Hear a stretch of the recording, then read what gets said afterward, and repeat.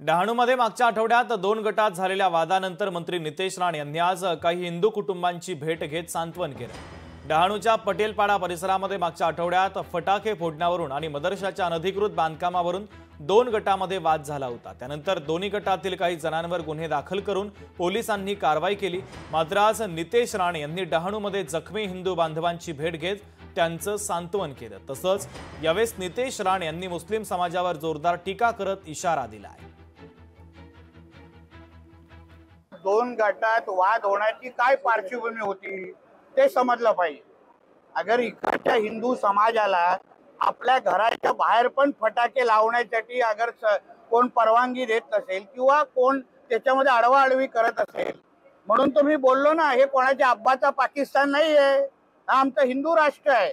इथे प्रत्येक हिंदू सण हे गाजावाजात साजरे होणार आणि मुळामध्ये त्याच्या इमारतीच्या वर जिथे मी आता घरात जाऊन आलो ते वरती जे अनधिकृत सगळं पूर्ण बांधकाम अनधिकृत आहे आणि ते वाचवण्यासाठी लँड जिहाद करण्यासाठी आमच्या हिंदूंना तिथून पळवण्यासाठी ही सगळी नाटकं चालू आहे। ही काय आम्ही सहन करणार नाही।